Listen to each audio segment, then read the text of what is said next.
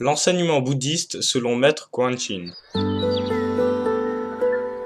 Maître Guanxin, 1892-1986, est né dans le district administratif de Dui'an. Issu d'une famille pauvre, il fut adopté alors qu'il était encore enfant. Il ne reçut jamais d'éducation, si bien qu'il fut toujours illettré.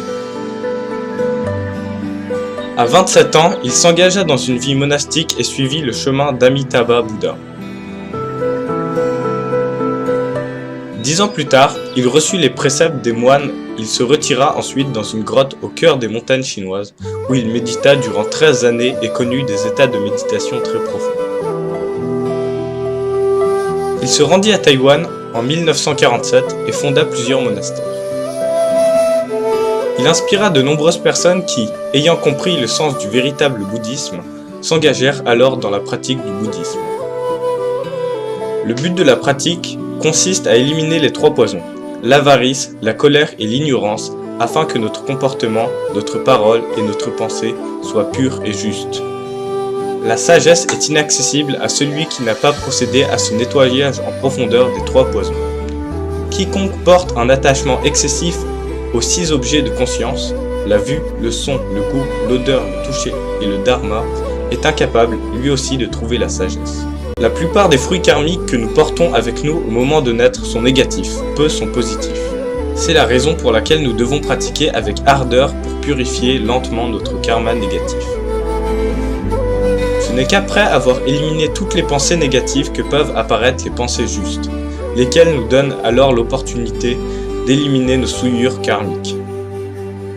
La pratique est comparable à une grue sauvage. L'oiseau ne pose pas de limite à son terrain de chasse. Il peut voler quand il veut, se poser où il veut. Il est très libre. La pratique doit être ainsi conduite que l'on puisse, en n'importe quel endroit, demeurer assis et tranquille. Et si son esprit peut maintenir cette immobilité mentale, il entre en samadhi. Depuis des temps infinis, nos karmas négatifs se sont tant accumulés qu'ils sont devenus aussi grands qu'une montagne. Le but de notre pratique est de transformer ces karmas négatifs. Mais si nous agissons mal, nous allons ajouter à notre montagne karmique de nouvelles pierres qui vont faire grandir encore plus notre karma négatif. Du coup, nous ne pourrons jamais sortir du cycle des réincarnations. La pratique consiste à faire ce que les autres n'ont pas envie de faire. Cela nous permet de cumuler des mérites et d'épurer notre karma négatif. Il faut pour cela nous engager dans les 4 grands vœux des bodhisattvas et pratiquer avec une invariable persévérance.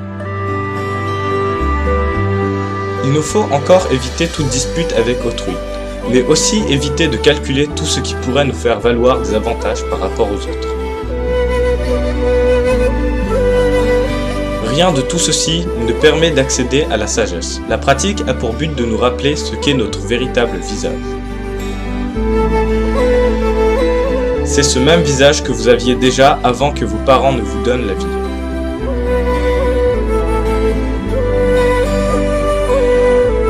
Cela, vous ne pourrez pas le comprendre tant que vous n'aurez pas la sagesse. Songez à une lune masquée par l'épaisseur sombre des nuages. Sa face ne nous est alors pas visible.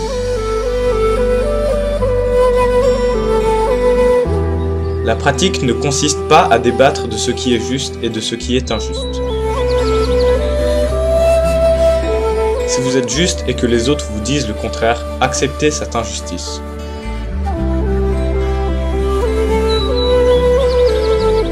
D'un autre côté, si vous admettez volontiers avoir eu tort, il n'y a pas de souci non plus. Dans le cas contraire, vos soucis deviendront plus grands encore.